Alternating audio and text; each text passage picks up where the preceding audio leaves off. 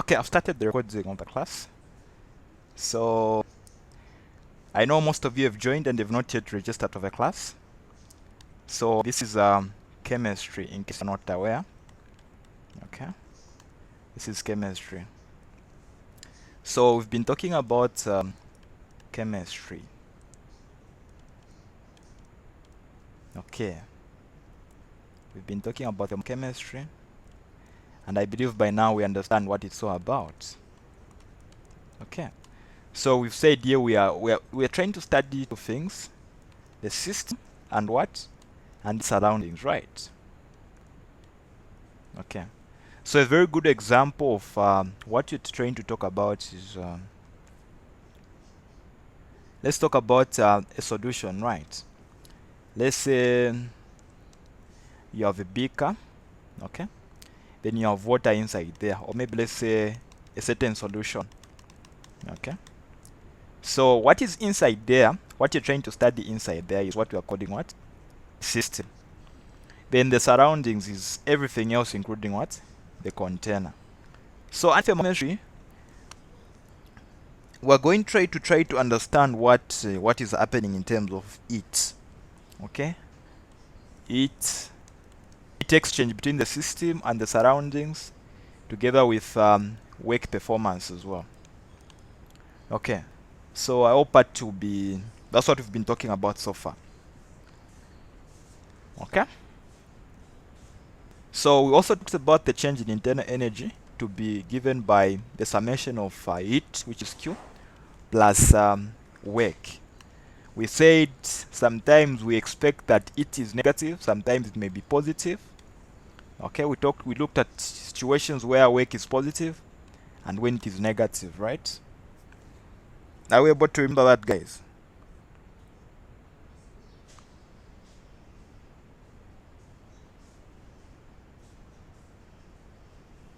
And are you able to see what I'm writing?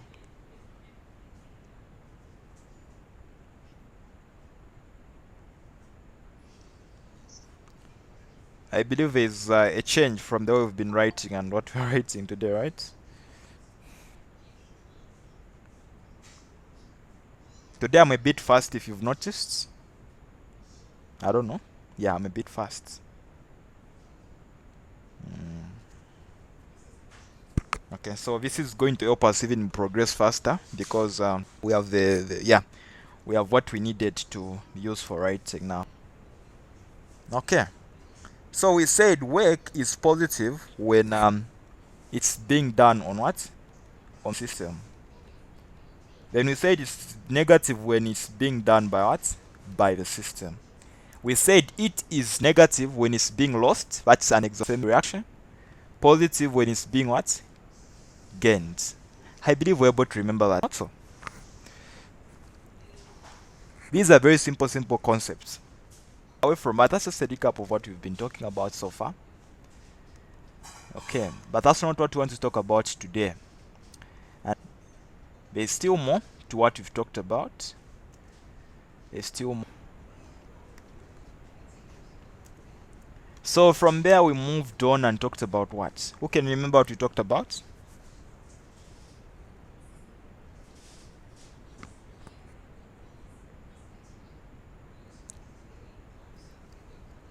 Isaiah, are you here? Are you in?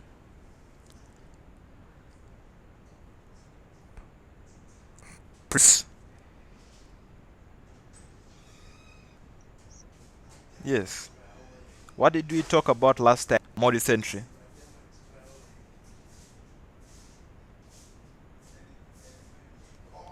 Okay, you guys are forgetting. Okay.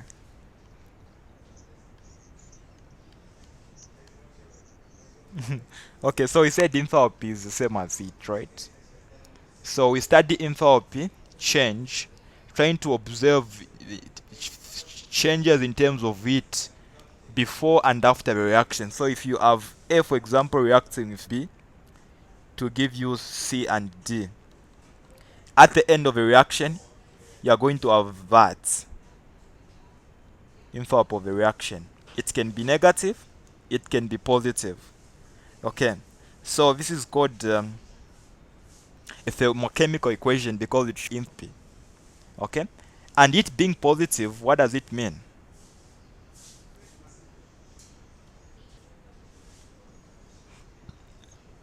What does it mean when it's positive, guys?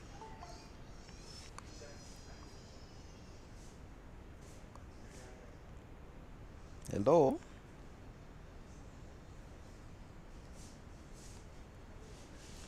When is the enthalpy of a reaction positive?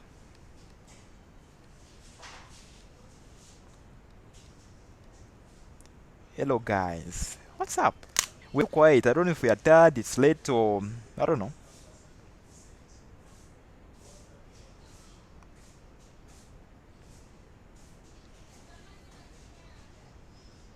Hello? Have I lost connection or you're able to get me?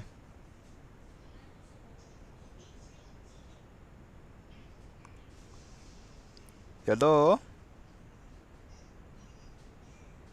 Hello, guys. Can you get me?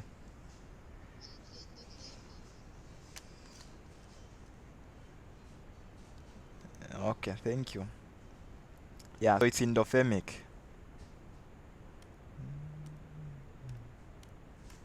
Okay.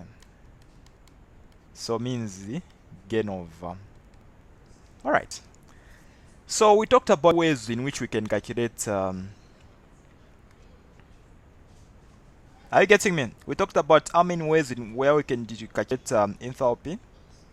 So I think what is the questions are very very good examples of what we talked about. Okay.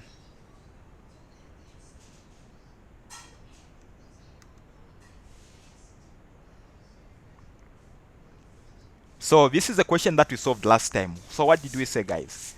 So here you've been given the enthalpy, and what are we able to see? I believe we're able to tell that it's negative, right? So what does that mean? Is it an exothermic or an endothermic reaction?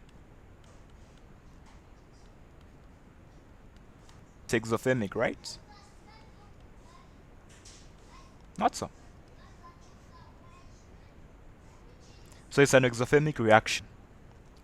So what did we say? We said the enthalpy is calculated by what in such a case?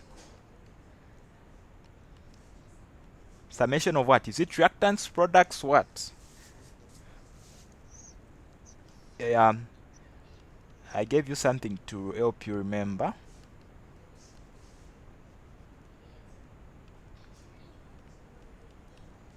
So when you're given the enthalpy of formations, guys, you'll be able to see it by just that.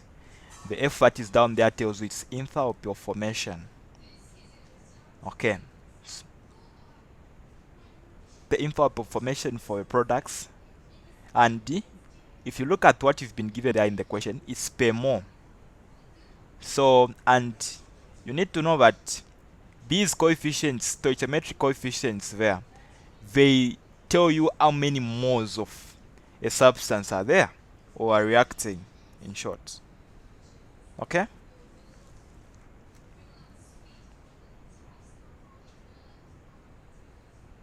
So let's move now. So in this case, what are our products? Carbon dioxide. I'm just going to remind you what we talked about last time. So carbon dioxide, and how many moles do we have according to the stoichiometric coefficient there?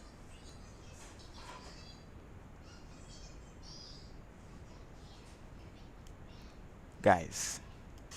So what was this enthalpy formation for carbon dioxide? Negative. Any other product? Water. What was the enthalpy of formation? Negative 241.8. So after adding all this, what are you supposed to do? You subtract for the reactants. The reactants we had C2H2, which we are trying to find. We can put X there.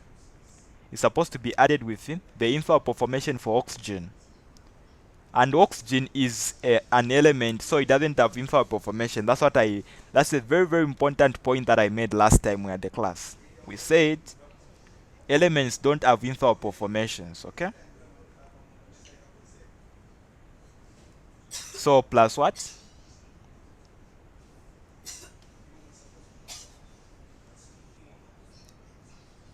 plus 0, right?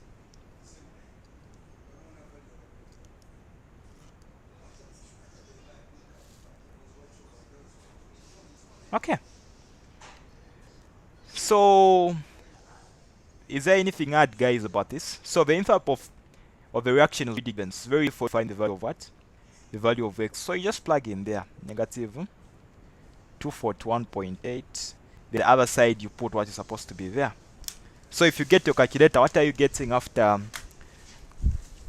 computing that? 2 multiplied by that.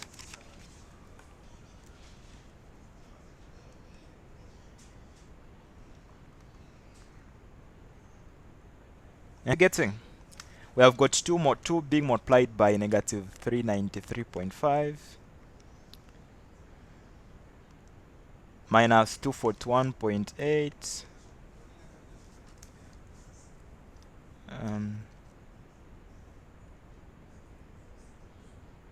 negative 1028.8.